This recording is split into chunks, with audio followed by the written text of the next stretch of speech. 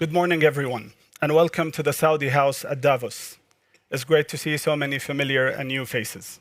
I'm Abdullah Jeffrey, the Deputy Director General of the Strategic Management Office under the Council of Economic and Development Affairs in Saudi Arabia.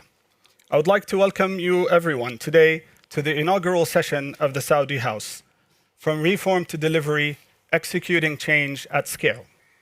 Joining me on stage today is an esteemed panel of leaders from government, private sector, and international institutions who are shaping policy, investment, and global progress.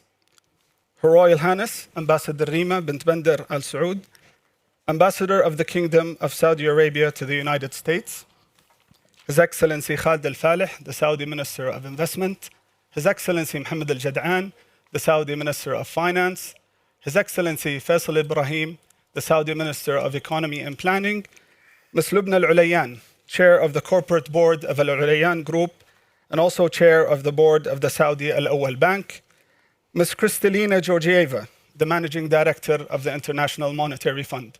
Thank you all for being with us today, despite your demanding schedules. Our session today comes at a critical time.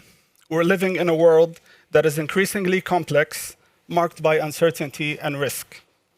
Geoeconomic confrontation, supply chain disruptions, and rapid technological change all demand new responses. In this context, transformation is not optional. It is the means through which economies build resilience, sustain competitiveness, and secure long-term growth.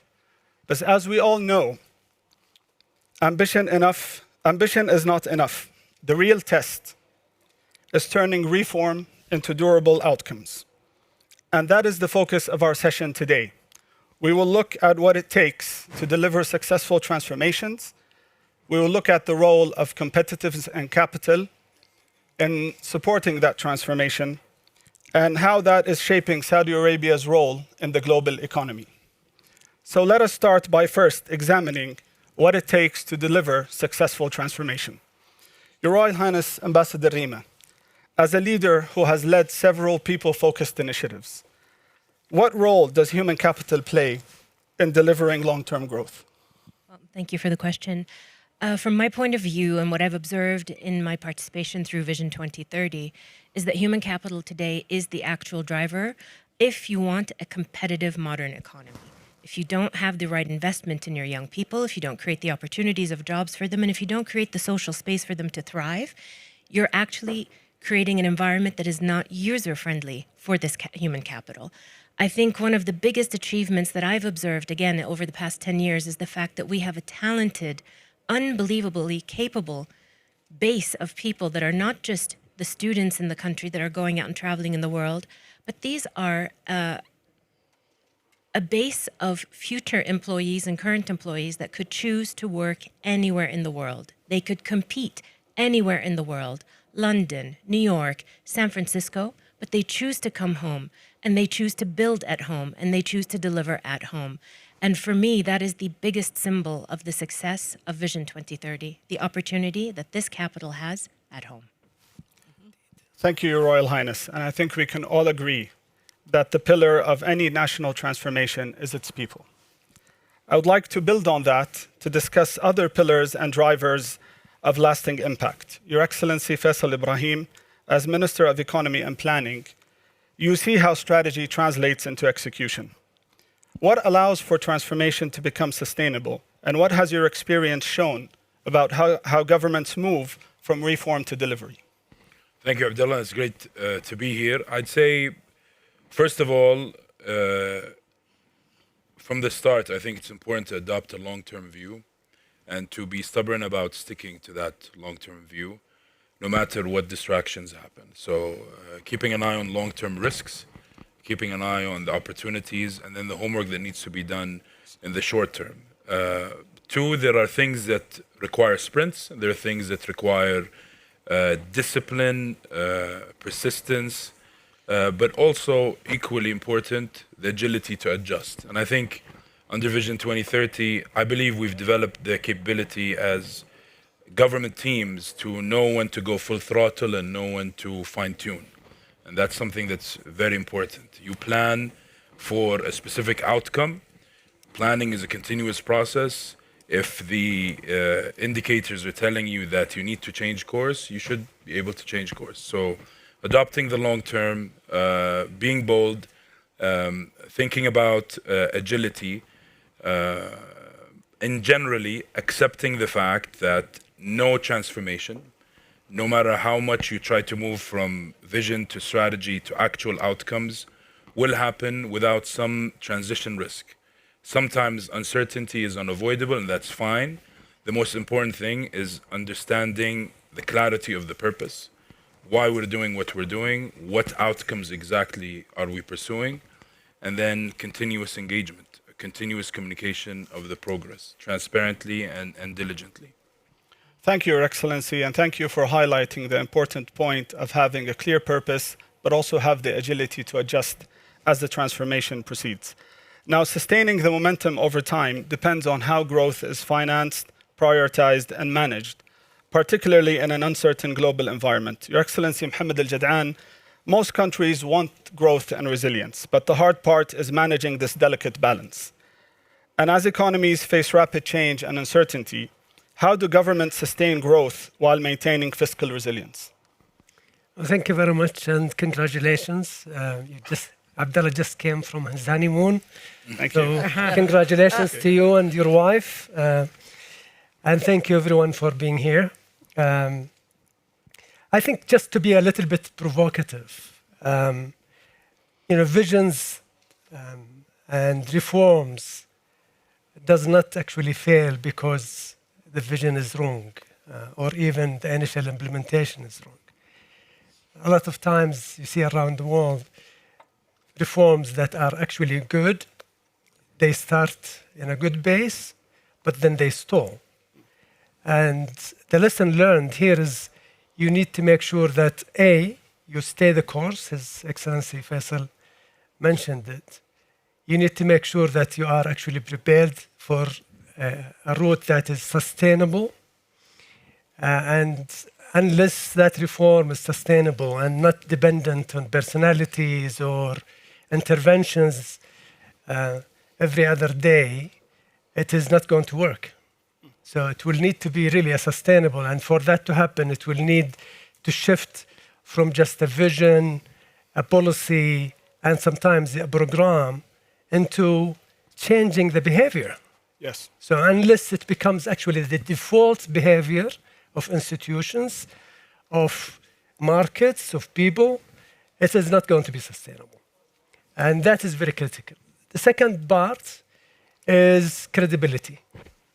And unless you actually build credibility in the market with your people, you are not going to be able to continue. And that credibility comes from being actually very pragmatic, making sure that you maintain your fiscal policy and discipline, but at the same time, refocus your resources where it matters. That's what really matters from a fiscal point of view. Fiscal space is very limited.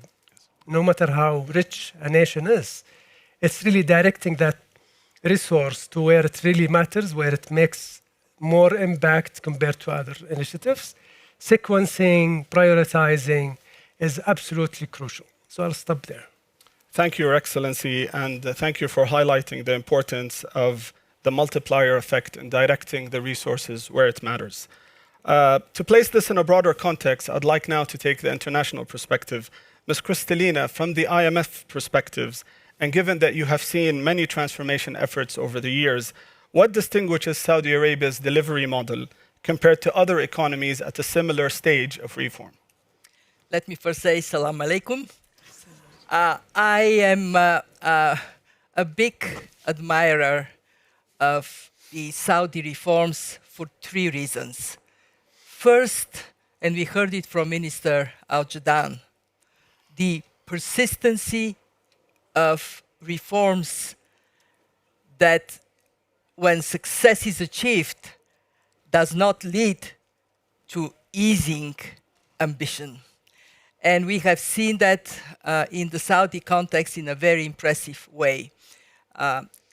The reforms that pulled the government out of direct role in the private sector and allowed private sector to flourish in today's environment are a major source of resilience, because what we see is private sector is more agile, more adaptable, and it has been the source of success in a very turbulent world. Second, when we look at the scale and scope of reforms, it is so impressive that no stone is left unturned, from large companies and space for their expansion and profitability, to very important, creating an environment for micro and small enterprises, creating an entrepreneurial spirit that when you are in Saudi and you talk to young Saudi men and women, is so exciting. When we talk about diversification in Saudi Arabia, it goes across the board from industry, diversifying away from oil and gas, to services, financial services, tourism, sports, fashion. And I want to bring the attention of the audience to what I wear. This is Saudi young woman, fantastic designer. And when you engage with these young people, you understand that the transformation is generational. It is going to have massive impact. 3, Saudi Arabia decided that they should be carer of reforms with others, and that they would bring their reform experience to share with the rest of the world. We have opened an office in Riyadh. I'm very grateful to you, Minister Al-Jadaan, for working on it. And this office is to bring not only Saudi reform experience, but reform experience from other places, so they can be momentum built.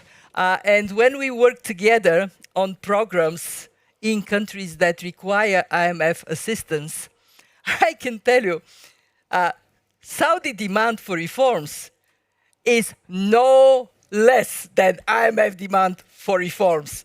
And that is so helpful for countries to find their path for the future. And of course, we look at the way technological transformation is taking place. I was quite impressed. I was preparing for this, looking at, okay, what are the indicators for success? UN ranking on e-governance number 6, World Bank ranking in tech number 4. So the prominence of this reform process is truly remarkable. So from my heart, keep going, stay the course, and help others to do the same. Thank you. Thank you, Ms. Kristalina, for these strong points around staying the course, the importance of diversity and diversification, but also inclusion with different parts of the economy and engaging our local and international partners along the road. And I think this takes us nicely to our next theme about the role of capital and competitiveness in transformation. Your Excellency Khalid Al-Falih, one of the clearest tests of whether reform is working is how capital responds. How do countries secure investment in a difficult-to-read global environment? Well, thank you, Abdullah, and congratulations again on your wedding. As mentioned, there is significant risk globally, geopolitical, supply chain, technological disruptions, and capital cannot escape the risk completely, but they need to find ways to triangulate those risks and grow, because they need to grow. The world is actually needing a lot of significant investment to address these massive trends taking place, whether it's energy, digitalization, and AI, supply chain reconfiguration, globally. They need a place where the opportunities are abundant, addressing significant local markets, but more importantly, addressing global markets. They need resources, whether it's the human resources Princess Rima talked about, the energy resources, which are becoming scarce and have to be decarbonized. They need to address climate change and sustainability, and they need access through effective infrastructure. Kristalina talked about digital infrastructure, but physical infrastructure is very important. No country in the world, and of course regulations, transparent regulations, predictable regulations. No country has all of those to 100%. But who can give you the mix that give you optimum access to opportunities while addressing all of those risks?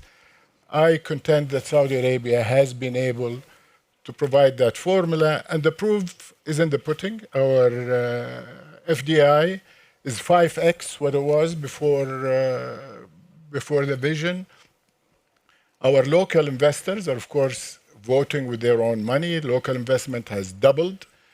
And we have reached the level of China and India, which are significant investment destinations in terms of capital formation as a percent of GDP. And you see it in global supply chain like marine shipbuilding on the East Coast, auto sector on the West Coast, hydrogen, the largest hydrogen project to address global sustainability, both green and blue, by global investors that are investing with Saudi.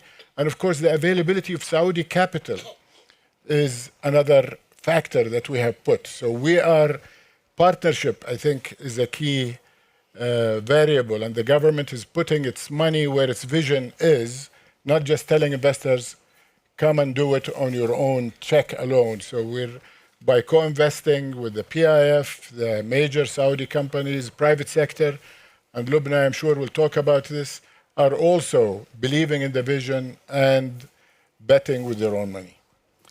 Thank you, Your Excellency, and thank you for highlighting the importance of de-risking capital through clear reforms and engaging the private sector. And maybe I would like to tie that back to the point of credibility, Your Excellency Mohammed Al-Jad'an. How does disciplined capital allocation translate into confidence across markets and institutions? I think it's a lot easier to say that we have a vision and we are going to spend on it. Yes. But also markets will call your bluff if you are not serious. So you need to be very credible, and you need to actually show that discipline on the ground and explain it to your people and to the investment community. And the key element here really is, A, you need to make sure that whatever you do in terms of reform is sustainable. B, it will need to be long-term. So you could have successes short-term, but it will need to be something that you can maintain, and it becomes the norm in the institutions.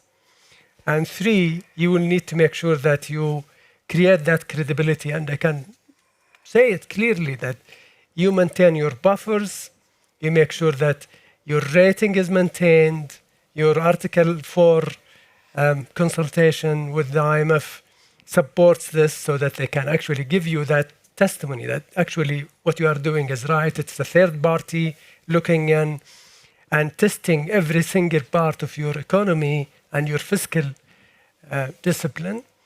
And then basically you need to create the credibility. I mean, I think in Saudi, the question is not, are we reforming?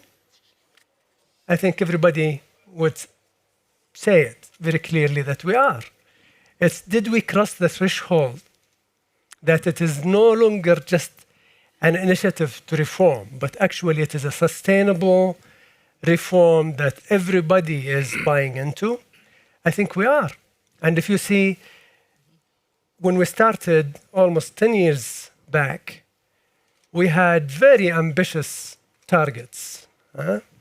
And looking at it today, if you have 93% of your KPIs are either achieved or on track, if you have about 260 or 69 ahead of target, 254 are on target, that's delivery. That is credibility that you are actually delivering in a sustainable way, but also maintaining your buffers. I mean, the resilience of the Saudi financial system is a testimony to this. Yes. The fact that we have grown our reserves between 22 and 25 by about 22% is a testimony. Despite the deficit, we are growing our reserves. The fact that we have one of the largest foreign reserve with our central bank is a testimony that it's a very strong, sustainable reform that will, be resilient in front of shocks. And we have seen how resilient the Saudi economy, despite all the shocks that came around us. Yes. Thank you, Your Excellency. And you touched on the point of the threshold for credible transformation and how that threshold will invite partners, both domestically and internationally, to be part of this transformation. And maybe I would like to explore how these efforts are sustained. Your Excellency Faisal Ibrahim, when you look at today's GDP components, what tells you that this growth model is sustainable beyond 2030? And where are you most focused to ensure competitiveness continues into the future? Thank you, Abdullah. I'm compelled to say congratulations on your wedding as well. Thank you. This panel is a nice wedding gift. Thank you all. I'll start by saying maybe Vision 2030 is, the kingdom has sustained this transformation for a decade because and 2030 is not the finish line. The kingdom has put forward a clear and long-term challenge and then put forward measures to upgrade decision-making process, but also institutional capabilities to address it. You wouldn't do that if you just wanted an outcome 3 years later or 5 years later or 14 years later. This is a foundation for a more fortified future. We care about the non-oil economy. It's a sign of our decoupling from a single commodity. And today the numbers are promising. That doesn't mean our job is done. I think this is a milestone to acknowledge, not an accomplishment. The fact that non-oil activities today is the majority of our GDP at 55, 56%. If you look at some subcomponents of non-oil activities, you'll see that a large number of them have grown consistently annually over the 5 years at 5 or 10% or even higher. And that's great news. I think the important thing is to see what His Excellency Mohammed Al-Jadaan said. Behind all of this, there's a culture change, there's a behavior change of unlocking potential. I think the thing that we really accomplished is we understand and maybe even countered value leakage, historic value leakage out of the economy. You can't contain it completely, but you understand what moves it. And this, I think, is the biggest challenge in the middle of a transformation. In the beginning part, it was all about catch-up. We needed to move fast. The policies that were needed were clear. They just required political will. Over the next phase that was started, I think, a couple of years ago, precision is more required in terms of trade-offs and impact. And spend needs to be made wiser. We moved from delivery at any cost, which was justified in a catch-up period, to delivery at the right cost. And here I think what we'll see more of, and what we want to see more of, is policy first and structural reform that couples wiser spend, not necessarily less spend, wiser spend, although it might entail a little bit a rationalization in the beginning before you understand the impact of it. And the signs are clear. The recent regulations that were announced allowing for non-Saudis to invest in the stock market without thresholds and limits is a promising sign of further, more bold structural reform. And we're very keen on that. Yes, thank you, Your Excellency. And foreign ownership in real estate, to add to that. And you highlighted, Your Excellency, that our economy today is more diversified with the non-oil sector growing rapidly. You also mentioned the leakage. And both of these points require a key contribution from the local private sector. And on that point, I'd like to get the view from a senior representative of the private sector on our panel, Mrs. Lubna Al-Ulayan. From your perspective, what feels genuinely different for businesses today compared to a decade ago? First of all, thank you very much for being on this panel. And I also feel I have to say congratulations. Thank you so much. But this would, we as a group have been operating in the country for almost 80 years, and I have the honor of chairing a bank, which is one of the oldest banks in the kingdom.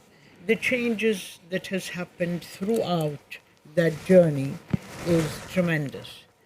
I remember very well in 2004 at the Jeddah Economic Forum, I gave a speech about my vision for my country. And the theme of that vision, of that speech, was there can be no progress without change. Little did I imagine that 21 years later, we would be seeing such a tremendous change. I was advocating for more increased centers of excellence. We had at that time Aramco, SABIC, few other centers of excellence, few universities. Now we have universities that is doing tremendous research for the whole world. So the changes have been tremendous. We were Which all university, Lubna? CAUS, King Abdullah University of Science and Technology, of which many of our esteemed panelists here, and I had the honor to be on the board of that university. What they're doing is tremendous in terms of research, entrepreneurship, encouraging innovation, and all of that. So from a country, when I started, mostly oil-based economy, to a country that's fashion, you're asking what changed. What changed is the diversity for the private sector to play in. Tourism was never there. Tourism is the highest employer as a service industry of human resource. For me, I worked in our company for 18 years with no other female in there. Now to see the tremendous talent of females and their contribution to the economy is a tremendous change. All these changes being vibrant allowed us, the private sector, to be able to hire great talent. It was difficult attracting good talents to the kingdom. Now it's much easier, and I see Jerry here building beautiful residential places for people to stay in. So even living in a nicer environment, enjoying the society, and all of that. So overall, the landscape has changed. And I'm glad Kristalina mentioned it was big companies taking the major business. Now we're seeing SMEs, banks, the banks are all trying to encourage SMEs, help in the financing. One more thing I want to say is that technology and has gone through all the sectors. And I was thinking before this panel, Saudi Arabia is a G20 country. We had the honor of chairing the G20 during COVID years. We all forget how quickly the country adopted to chairing such a big, mega, really task during and being able to deliver it very well using technology.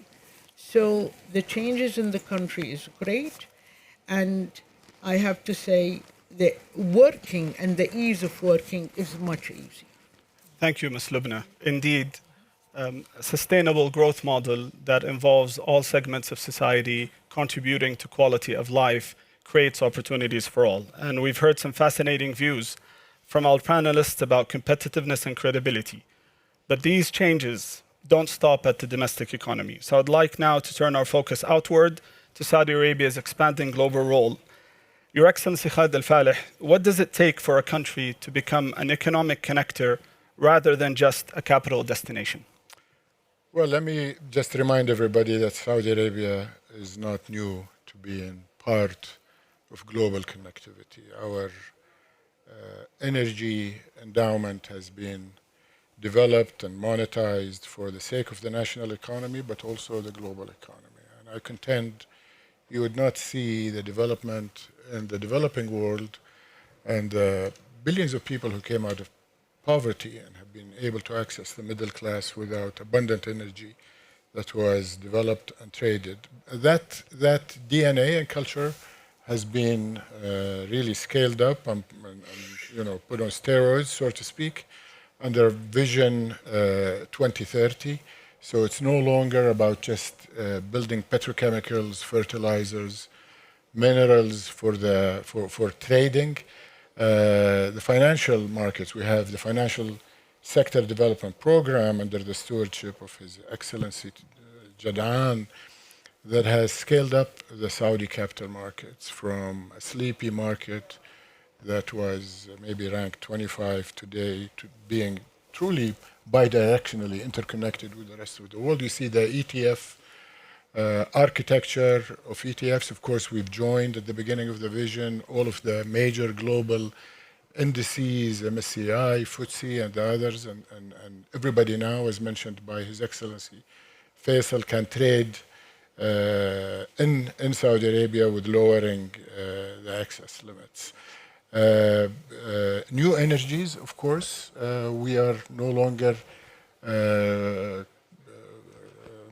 happy to just being an oil and gas supplier, and I mentioned hydrogen we are the largest producer and betting on new economies. We're localizing renewables. We're connecting through cables to Africa, to all of the GCC, Iraq and Egypt, but also looking to connect our renewable energy. We have signed up to IMEC, and we intend to be a major supplier of new energy. We're investing in minerals. We just had the FMF in Riyadh, but we're also investing globally and have signed agreements to address global supply chains and critical materials. And going back to my first answer, investors are betting with their money. You see a company like Total, given the need to develop new products and materials in a decarbonized environment, investing with Aramco $13 billion. In Amiral, all of a number of Asian companies from Korea and China investing in a $6 billion complex for shipbuilding.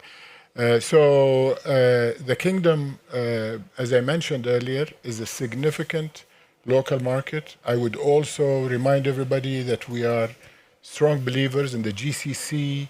The Middle East will come out of some of the turbulence and unfortunate geopolitical and security tensions, and we will become a significant local market. But we see ourselves as also a hub for the new economy, including data and AI. Humane is not just to serve Saudi Arabia and make Saudi Arabia one of the important players in data, artificial intelligence, and all of the spillover of that into productivity.